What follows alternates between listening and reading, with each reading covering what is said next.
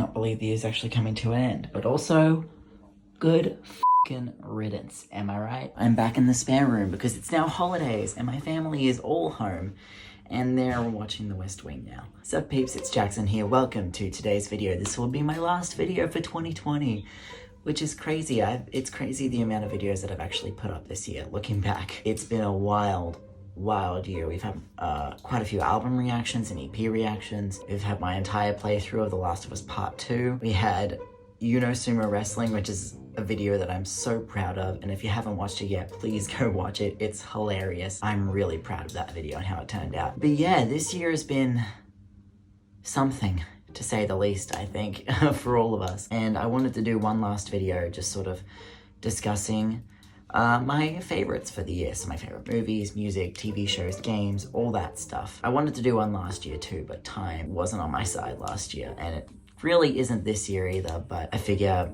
you guys have been there for me through thick and thin, and I just want to, do something to say thank you guys for sticking around the whole year and for the years before. I also want to thank everyone. Over the past month, we have reached over 700 subscribers, which is insane to me. I never ever thought we would get past like 150. So the fact that so many of you guys are tuned in and wanting to hear what I have to say about all sorts of random shit, I just want to thank you guys so much for everything.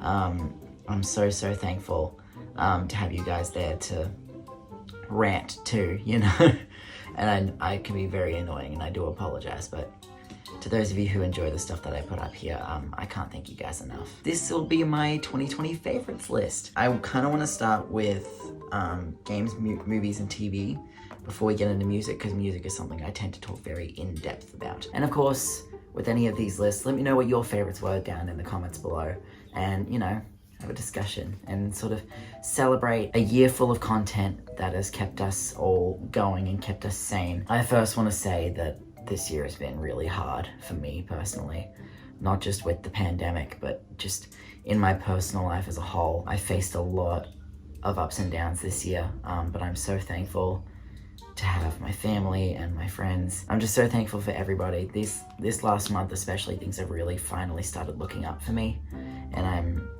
at a place right now where I'm actually like really happy. So I just want to say congratulations to everyone. We made it through 2020. So I'm gonna start with my favorite games of the year. So I will go through, discuss some of my favorite games that I played this year. It's a pretty short list this year because there wasn't a lot of big releases I found when it comes to games. 2021 should treat us really well, especially when I eventually get my PS5. The first game I want to talk about is Among Us. This game I think it was made a few years ago, I'm not entirely sure, but it got really big this year, and my friends got super into it and convinced me to download it, and I played one game, and it was way more fun than it had any right to be. It's actually a lot of fun, that game. I love the kind of social deduction games like this. There's a board/card game that my friends and I play a lot called Secret Hitler. It's one of my favorite games, one of my favorite tabletop games ever. I love playing it, and this is like a video game version of Secret Hitler in a sense, and I love it so much. It's so good. Next game I want to talk about is Animal Crossing New Horizons. The beginning of this year, I didn't have a Switch, and I saw Animal Crossing getting bigger and bigger, and I did not understand what the hype was, in all honesty. And then I finally got my Switch. One of my friends got it for me for my birthday, and I played it, and I have not stopped playing it. I have not stopped. It's ridiculously addictive, and it's just relaxing. It gives me something to do each day. It's like, oh, I can check on my island real quick, go shake some trees, go sell some items, pay off my home loan and all that stuff, see what new clothes are in the shop. It's really like just a game to play where I can just relax. Animal Crossing has been a lot of fun so far. I'm really looking forward to expanding my island a lot more and doing a lot more things with it, because I have big plans, I have big ideas, but yeah, I'm still very far away from achieving any of them. Story of my life. Anyway, next game I want to talk about is a game that came out very recently, which is Spider-Man Miles Morales. I was so excited for this game. You guys who watched my PlayStation 5 showcase review, in a sense, I was so incredibly hyped for this game, and it did not disappoint. I played it over a couple nights because I work a lot during that week, and it was just, it's everything I hoped it would be and more. Even on PS4, which is the version I played it on, it looked fantastic. I love Miles as a character, and finally getting to be able to play as him in a story solely focused on him was so much fun. It felt like a huge step up from the first game, which was already fantastic, and it even revealed like a little bit of what's to come in the next game. I'm not going to tell you what it is because that would be spoiler alert. I'm so happy with how Miles Morales turned out. It's so good. And the last game I want to talk about is definitely my game of the year, which a lot of people aren't going to agree with, The Last of Us Part 2. This game caused a stir this year, especially after the plot points were leaked earlier in the year. It caused an absolute outrage. Me personally, I don't understand why it was such a big outrage. I thought it was a beautifully, beautifully told story, which really challenged your moral perception of right and wrong. There were moments, as you guys will see in my gameplay, that I didn't want to do certain things, both as Ellie and as Abby. There were events in that game where I just felt so like invested. I cried a lot. That game messed me up in a good way.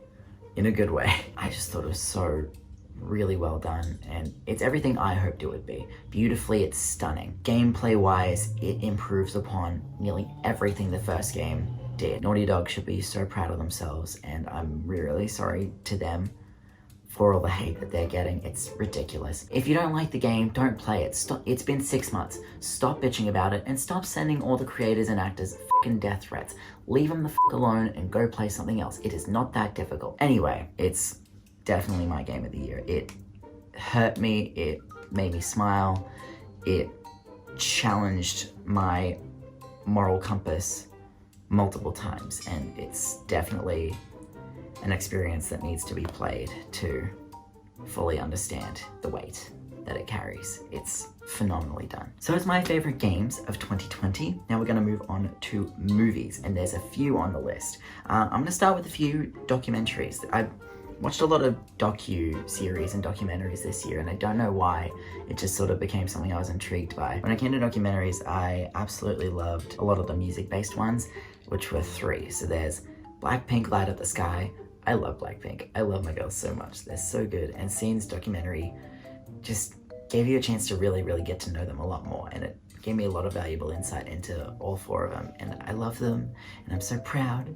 The album is so good. Next documentary was Excuse Me, I Love You by Ariana Grande. It's a concert film / documentary. And I'm really happy that this came out because the Sweetener tour didn't come to Australia last year. So I was really glad I got to at least see it, and it was really, really good. It's such a showcase of how fucking good Ariana's voice is, especially in a live setting. Sweetener and Thank You Next are 2 of my favorite albums from her, and getting to hear those songs live, like in the live setting, was so good. And I actually bruised my toe dancing around to that movie, severely bruised. My parents thought it was broken. So that's a thing. The last film documentary we're going to talk about is Miss Americana, Taylor Swift's documentary. This is probably my favorite documentary of the year. It was just a really insightful watch, especially me being someone who, actively follows Taylor Swift's doings. As we all know, how pissed I was when Evermore was announced. It was just a really, really well-made documentary. I'm so proud of her. Now on to other movies. We will go with 1 that I watched on Netflix that I absolutely loved, and 3 that I saw in cinemas. So the one I saw on Netflix that I absolutely loved was The Boys in the Band. This is an adaptation of a play by Mark Crowley. It has all the cast from the 2018 revival on Broadway, and they're all openly gay actors, which is just awesome. You can tell it was a play definitely from the script. After watching this, I was just so enthralled the entire time. It's been a movie I've been meaning to watch for so long, and I absolutely loved it. It's gripping from beginning to end, especially in the last act. It just pulls you in. It's absolutely wild. The entire cast did a fantastic job. If there ever is a live performance of this play again, I want to either be in it or go watch it. Boys in the Band is fantastic. I highly recommend it. Now for some cinema movies. We're going to start at the very end. So these 2 movies I saw both of them this month in cinemas. This first one is Happiest Season. It's a Christmas movie, and it's Oh, it's just so good. I love that we're getting more gay romantic comedies. Love, Simon, and now Happier Season. I need more of this, please. It's such an anxiety-inducing movie for me because of all of the awkwardness and all the things that go wrong. It's just, I can't deal with it. And it was so good. I loved it. The acting by all the actors is just fantastic. Yeah, it was just really cute. I loved it. And that was actually my first time seeing it with Scarlett for the first time at the beginning of December. That was my first time back in the cinemas since February. Yeah, not a lot of big movies came out that convinced me to go back to the cinemas until Happier Season. And then when I saw, just on Sunday, I'm filming this on Tuesday, I saw this 2 days ago, Wonder Woman 1984. I personally do not understand the hate that this movie is getting. I thought it was fantastic. It is a very much a slow beginning, but I think the entire last act is worth it. Even the beginning 2 acts are just fantastic because it starts as an evolved political thriller in a sense, in my opinion. That's the vibe I got from it, and then it eventually builds into superhero action. It's just so good. Gal Gadot still kills it as Wonder Woman. She knows the character inside and out, and she proves that. Patty Jenkins' direction is just fantastic. I loved Kristen Wiig as Cheetah, and I love Pedro Pascal as Maxwell Lord. He was fantastic. He was phenomenal. And having Chris Pine back as Steve Trevor. I don't understand the backlash against it. I thought it was really well done. Yeah, I enjoyed it. I'm in the minority that actually really loves Wonder Woman 84. Sue me. I have to defend DC so much in my life. Speaking of DC, the first movie I saw in cinemas this year was one that I was extremely hyped for, and it did not disappoint in any way, shape, or form. Birds of Prey and the Fantabulous Emancipation of One Harley Quinn. This movie is fan-tastic. If you have not seen Birds of Prey yet, if you're in Australia, it's on Netflix. You have no choice. Watch it. It's so fucking good. Margot Robbie knows who Harley Quinn is, and she plays her masterfully on the big screen. It is a bait and switch in a sense. Everyone's like, why is it called Birds of Prey when it's a Harley Quinn movie? That's the point. The title is a bait and switch, because in the end, spoiler alert, it turns out to be a Birds of Prey origin story. The action sequences, the acting, the direction, the colors, the costuming, it's just so well done. And the soundtrack, if I chose to include soundtracks on my top albums of the year list, Birds of Prey, the album, would be so fucking high up there. It's movie soundtrack done so goddamn right. Birds of Prey is a fantastic movie. You have no choice but to watch it, in my opinion. It's bloody fantastic. If you love Deadpool, you're in for a fucking treat. All right, that's movies. Now on to TV shows. I will start with animation. The first one is season 4 of Rick and Morty, which I thought was just awesome. It's getting a bit of a mixed response, I feel, but I love how they went more like supernatural, out of this world sort of stories this time, and really, you know, still evolving the characters over time. The last episode of season 4 is just one of the best episodes of the entire series. I love this show so much. Season 4 was fantastic. Now, this other animated series I watched didn't come out this year. It actually came out like 7 years ago now, but I finally started watching it. It's been on my must-watch list for quite a while, and since it's on Disney Plus, I decided to give it a go, and it became my favorite cartoon ever. The show I'm talking about is Gravity Falls. This show is just so good. Oh my god. Dipper and Mabel are the most adorable things. I will die for them. Honestly, the voice acting, the animation, the stories it tells. I love how it's an overarching supernatural narrative. At the end of each episode, there's these codes that they put in, and literally, in the ciphers, I was decoding each and every one of the ciphers. That's all season 1. And then season 2, all of them. Season 2 was like, has to be one of the best seasons of TV in general, animated or live action, that I've ever seen. Look at this. This is how much effort I go to. And I didn't look any of this up. I was like intent on doing this all myself. I really wanted to see what all hype is about, and god, this show did not disappoint. It's so good. If you have Disney Plus, please watch Gravity Falls. It is a criminally underrated animated series. I dressed up as Dipper, and Scarlett dressed up as Mabel for Halloween this year. I could talk about Gravity Falls all day, but I'm not going to. Watch it, is all I have to say. Okay, going into live action now. All these are on Netflix. The first one we're gonna just get out of the way is 13 Reasons Why. I loved season 1. Season 2 is my favorite. Season 3 is my least favorite. Still okay, but my least favorite. And season 4 doesn't beat season 1, but it beats season 3. I thought it was a really beautiful send-off to the whole series, and part of me is really glad that it's coming to a close, actually, just so I can avoid every time a new season trailer drops every year, people going, why is this show still being made? As someone who struggles with mental health myself, I found myself relating to a lot of the content in the show. It is very graphic and very hard to watch at times. That's viewer discretion. It's definitely not pretty, but I think that's how it needed to be. I thought season 4 was a really, really good send-off to the series, especially that last episode had me bawling the entire time. Next up is Tiger King. It is so hard to believe that Tiger King actually came out this year. I had heard a lot of hype about Tiger King, and so many of my friends were trying to convince me to watch it. And then my mom was like, I'm forcing you to watch the first episode. And I was like, fine. And then I watched it, and we got to the credits of episode 1, and I was like, well, you got me now. Let's start episode 2. And I watched the rest of it in one go, and holy shit, you can't make this stuff up. It is nuts to believe that all of this really happened. It is really interesting watch. If you haven't watched it yet, in which case, are you living under a rock? I highly recommend it. If you're into crazy, wild docuseries, it is something that needs to be seen to be believed. Next up, we're going for a bit of comedy. My boys, Auntie Donna's Big Ol' House of Fun. Auntie Donna are fantastic. They're an Australian comedy group, and my friends and I love them. And they got a Netflix series, and they filmed it at the end of last year, and it got put on Netflix at the beginning of November, and I absolutely love it. And if you're into surrealist Australian sketch comedy, it's definitely the show for you. It's very out there, but it's so them. Ugh, I love those boys so much. I was laughing my ass off the whole time. And lastly is one of my favorite TV shows ever, season 2 of The Umbrella Academy, which I thought was so good. Oh, it was just fantastic. I thought it was better than season 1, which is nuts.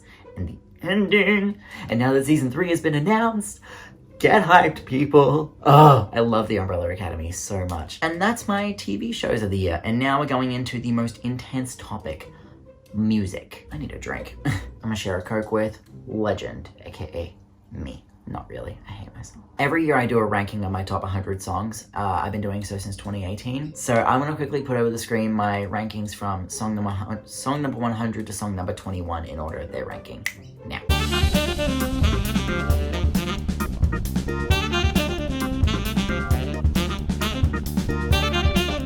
Cool, all right. Now I'm going to tell you my top 20 songs of the year.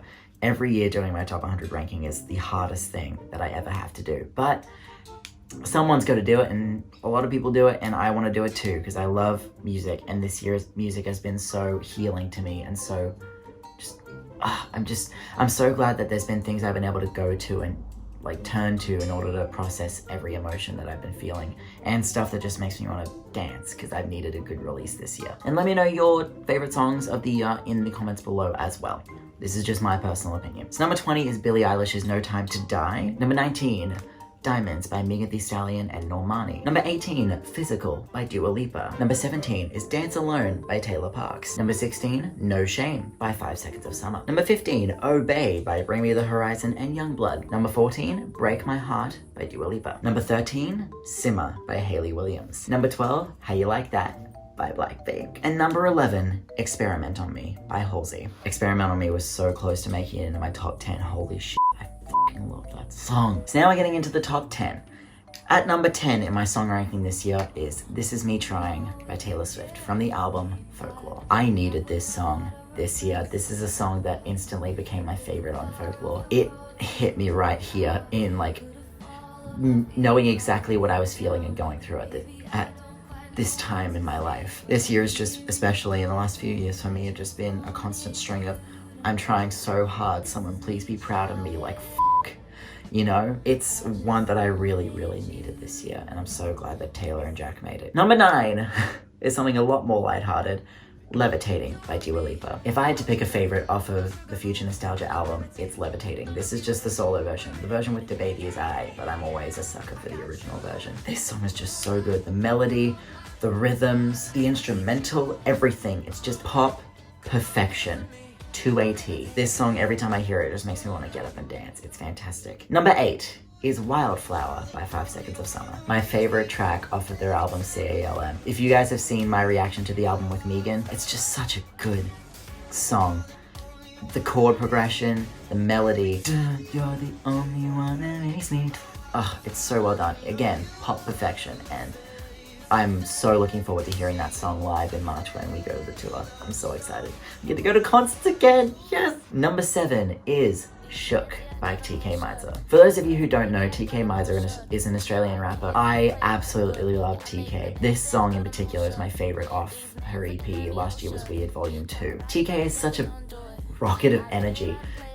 She's so badass and she plays it off so well in this song. It's probably one of her best songs she's ever made in my opinion. Grasshopper is a very close second though. Number 6 is Midnight Sky by Miley Cyrus. From her album Plastic Hearts, which is such an amazing rock record, Midnight Sky has been on repeat for me since it came out. Miley's voice suits this sound so well. This has to be one of the best songs she's ever made. I love the rasp, I love the melody, the lyrics are just so well done. It's a perfect song. The kicking bass that you hear and just her vocal prowess is phenomenal in this song. It's fantastic. Now number 5 is very different from the rest of the list.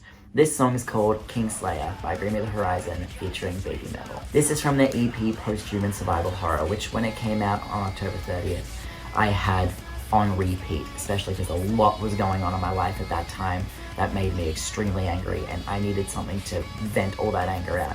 And Bring Me the Horizon's EP was just helped me so much. I'll go through that in my EPs list, but this song especially has to be probably my favorite off of this EP. It's so good.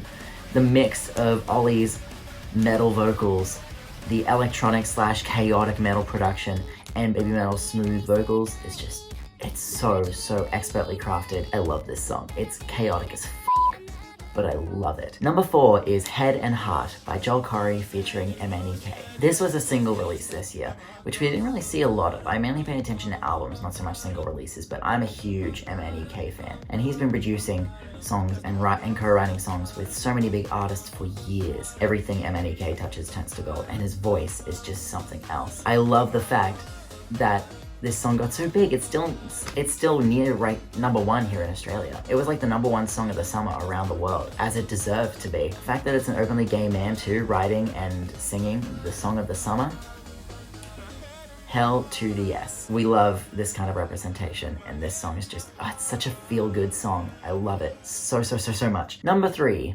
Stud by Troye Sivan. This is by far my favorite song on the Inner Dream EP. This song is just all over the place. Lyrically, it hit really hard. As an openly gay man myself, being able to relate to these sorts of body image issues, especially in the gay community, it's so prevalent. The idea of always feeling like you have to look a certain way, have perfect rock hard abs, super muscly, to be seen as desirable, either romantically or sexually in the gay community. It's just such a frustrating thing, and I've struggled with body confidence for a really long time. So this song was definitely one that was needed, and the production. This is a perfect example, I think, of Troy's most experimental type of production, and I absolutely loved it. How it starts off nice and slow, and then the bass starts to come in, and it pulls back again, and then goes into the fall to the floor beat, and then the full chaotic drop in the middle is just, it's perfection, this song, from start to finish. It's a wild ride. Chef's f***ing kiss. Number 2 is Wish You Were Sober by Conan Gray. Conan Gray has become one of my favorite artists that I've discovered this year. I know he's been around for a little while, but I didn't really start getting into his music until Kid Crow came out, and it easily became one of my favorite albums of the year. This song especially is just absolute perfection. Production is so on point. Conan's voice is fantastic. I can see why Taylor loves this one, because I love it too. It's so good. The entire album's great, but this is by far a highlight, for sure. And lastly, my number 1 song of the year is Rain On Me by Lady Gaga and Ariana Grande. Definitely a standout from Chromatica for me. This top 3, I was chopping and changing in my head a lot, but then I had to be like brutally honest with myself and say that this is the song that I played and sang and danced to the most this year. This is a song I needed to hear this year. With so much crap going on, not just out in the world, but in my personal life especially, this is a song that I needed to just get through a lot of really rough times. Their voices go so well together. This production is just fantastic. It's a perfect pop EDM song to me, and it's exactly what I needed to hear in 2020. So that's my number 1 song of the year. All right, that's songs. Now we're moving into EPs. I have 5 EPs this year that I absolutely loved. So let's start that ranking. Number 5 is I'm Too Sensitive for This Shit by Hayley Kiyoko. I love Hayley. She's Lesbian Jesus is back, y'all. I love her. She did an interesting drop for this one. It's sort of similar to what the Chainsmokers did for their Sick Boy and World War Joy albums, dropping one song each month until the release of the EP. And the last song, She, came out in January. And it's just a really, really relatable EP for me. Demons is such a relatable song. She is really inspirational. Love Me is like an absolute pop banger. It made it to at least my top 30 and my top 100 songs of the year last year. It's a great EP. I love her. I'm really looking forward to seeing more from Hayley. Number 4 was Jaguar by Victoria Monet. I am classing it as an EP, and what an amazing EP it is. It's like near perfect R&B. It's so good. Standout tracks have to be Moment, Jaguar, the title track, and Experience. Oh, Experience is such a good song. Oh my god. Number 3 is Last Year Was Weird, Volume 2 by TK Maidza. As I've said just before, I love TK Maidza. She's one of my favorite artists on the planet, and this EP is just fantastic from start to finish. It's perfect hip-hop and pop all in one. It's so good. Standout tracks for me have to be Shook, 24K, Grasshopper, and You Sad. Number 2 is Posthuman Survival Horror by Bring Me the Horizon. I needed this EP, especially at the time that it came out. After this came out, a lot of shit happened, like bad shit happened in my personal life, so I needed an EP to scream to, and this was perfect. This EP did a perfect job of blending both Bring Me the Horizon's original really, really heavy metal roots along with their experimental electronic pop sound and mashing the two together. I love both sides. Their experimental stuff mixing in with their heavy metal on That's the Spirit is what made me a fan, and they've continued to evolve that with Ammo, and then this was just the perfect collision of both of those two things on this EP. Dear Diary is fantastic. I love the Resident Evil references and how it's basically, lyrically, it's a song about a guy turning into a zombie over time. It's fantastic. Parasite Eve is one of my favorite songs to be released this year. Very timely. The lyrics, when we forget the infection, will we remember the lesson, will be echoing through my mind all throughout 2021. Teardrops is fantastic. Obey, I absolutely love. Kingslayer is pure metal perfection. One by One with the Nova Twins is awesome. Itch for the Cure is an amazing interlude. Ludens is still such a good song. And the last track on the album, which is very long, One Day the Only Butterflies Left Will Be in Your Chest as You March Towards Your Death, featuring Amy Lee, lead singer of Evanescence, is so well done. Ollie and Amy's voices go together so well. This EP was just exactly what I needed to hear this year. It was a very tight race to number 1 for this one, but yeah.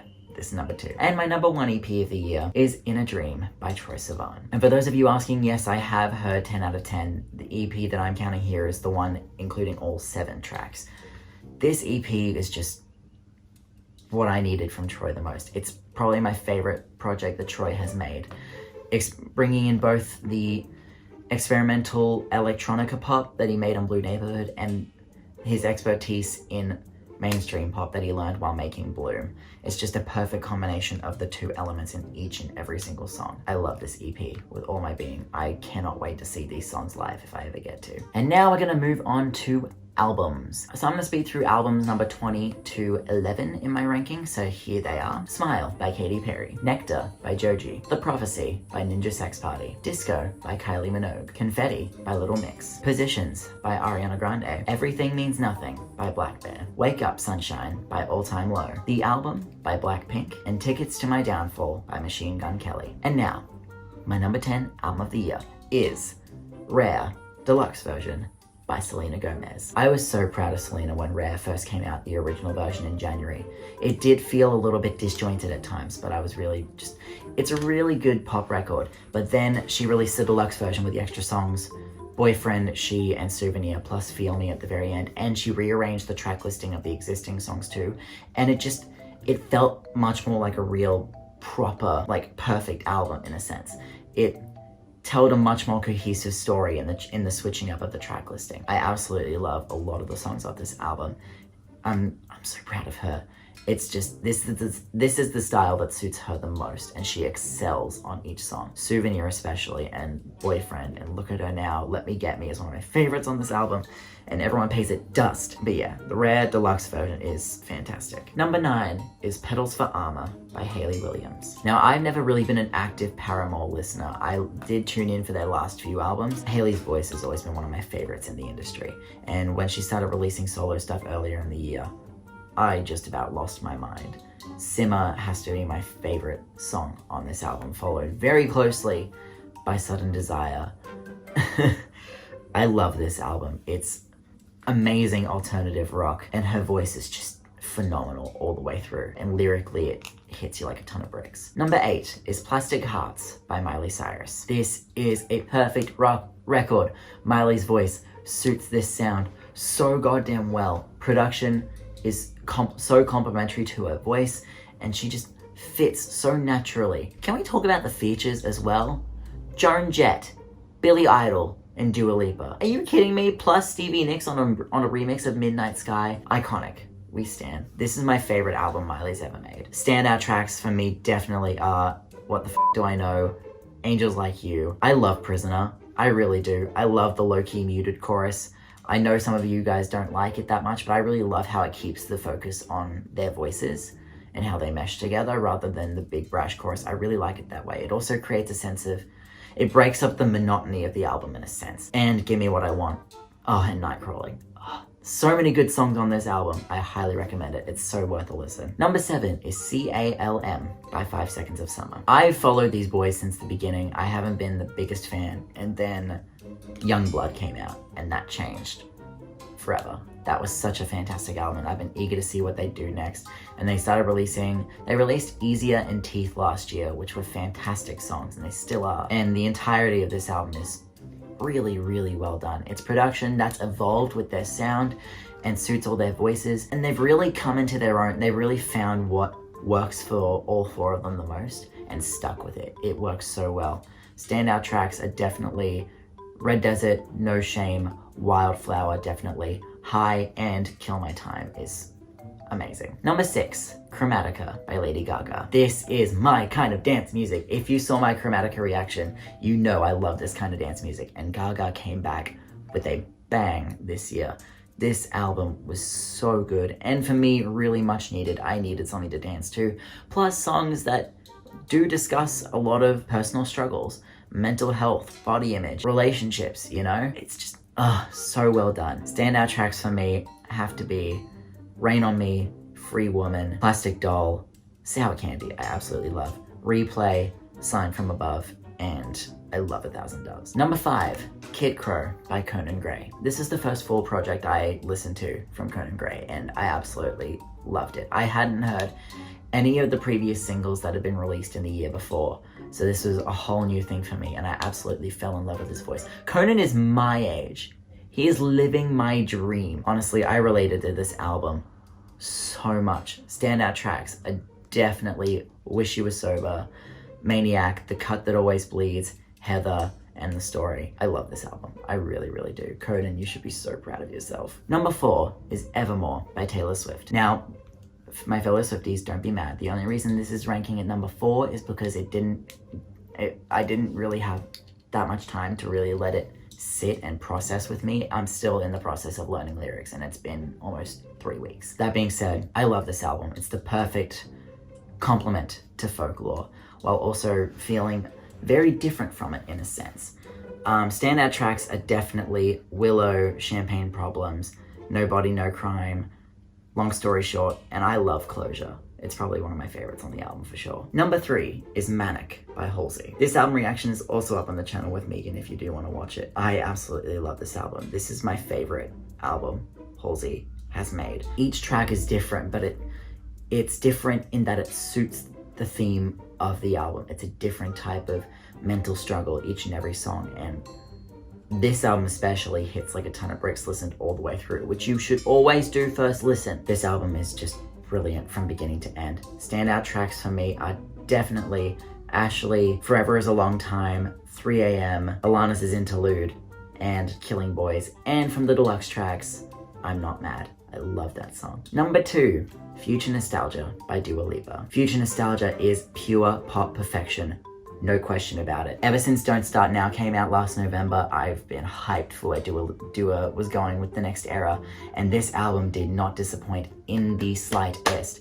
Each song is an absolute bop. Even Good in Bed. I will fight for Good in Bed. I love that song so much. And Boys Will Be Boys is actually a really great close to the album. Again, my opinion. This album is just fantastic. Nearly every single track could be a standout track. Each track is so unique and makes you want to dance so much. Standout tracks for me are definitely Cool, Levitating, Hallucinate, and Love Again. I love Love Again so much. And my number one album of the year is Folklore by Taylor Swift. I was not expecting anything from Taylor this year other than re-recordings at the end of the year. But then in July, she's like, surprise, here's an album. And I'm so glad that we got this album.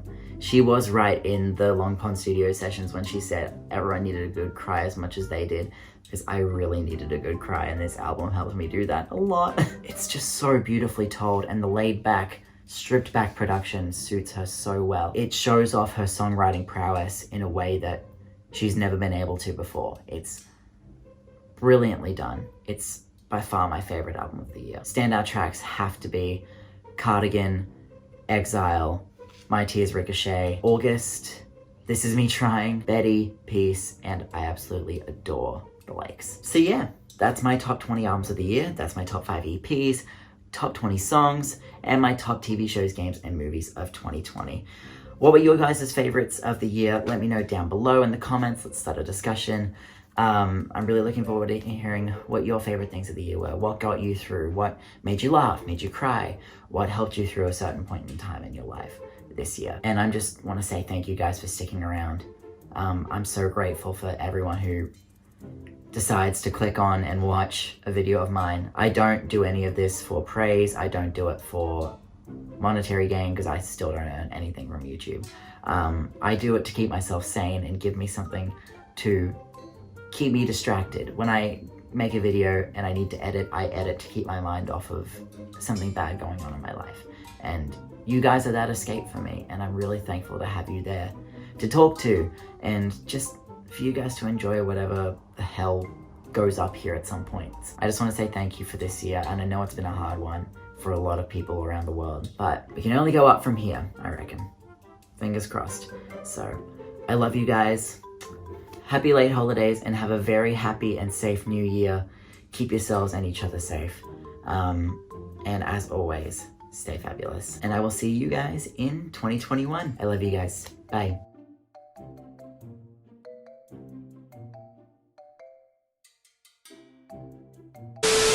Hey, you want to go to bed with me? Metaphorically. Maybe physically. After this global pandemic. Let's keep it light. I'm wearing a muumuu, and I'm only 24, 18 if you're a casting agent. Okay, we gotta keep this. I love Liza Koshy. We gotta keep this in the video, please. Yes. This is great. This is quality content. Go to Harper's Bazaar YouTube channel. God damn it. Go to Harper's Bazaar's. Ken is just dying over there. I was just about a drink. Let me fix this camera up. So many drinks on the way. I live on soft drink. It's really unhealthy. But here we are. Sorry, this lighting's really weird. I'm changing angles again. Hi KFC in the background. Are we really surprised? It's what I eat the most of. Because I'm unhealthy like that. Continuing. And the replica of Miss Ellie's bracelet, which I've seen in the trailers and stuff that Dina wears it, and then it goes onto Ellie's hand later on, so I'm not very high-spirited for the survival of Dina, which makes me sad, because finally got my gay action, and they're gonna kill her off. That's great. I mean, I won't know for sure until I play, but I got a feeling. I'm really proud I'm really proud of that video and how it turned out. I still need to show it to my boyfriend. His powers have become a bit more, you know, they've evolutioned. They've had it like, what's the word? I can't English today. The epic, like, bombastic, or for context, I had never played a Resident Evil game before seeing that trailer, and I was like, oh, is this what they've all been like? And people were like, nah, they kind of shifted a little bit and went to like action adventure rather than horror. and they kind of sucked. And I was just like, well, if they sucked, how did it get like a whole film franchise? And how did it get to like 6 games? I don't know. Maybe I bought tickets to the movies hoping it'd be good. And it wasn't. I'm literally making this up off the top of my head as I go. It's not a good combination. I really need to plan videos. But the best videos always come out when I don't plan them. It's a double-edged sword, you know what I mean? Oh, bye.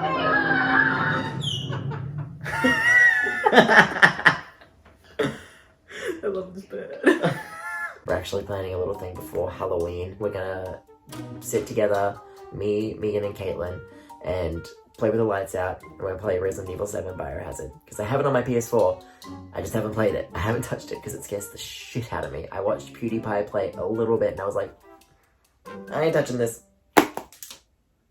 Nada. Saw rope pet collar. Someone's getting kinky. Like the rope and the pet collar I can get behind. The saws. Saws not so much. Next up was a special announcement. Devil May Cry. Keep all these outtakes, Jackson. Devil May Cry. Fuck. I can't pronounce words. This is not 1 game. This is not 2 games. This is not 3 games. This is not 4 games. This is not 5 games. This is not 6 games. This is not 7 games. This is not 8. I'm only playing this because I have to pause filming so that my family will shut up. Oh girl, fuck off. Replaying through all these Crash games reminds me why I never finished the remaster in the first place. Because it's fucking frustrating. I've heard Halsey call somebody's pussy a Wonderland. I can die happy now.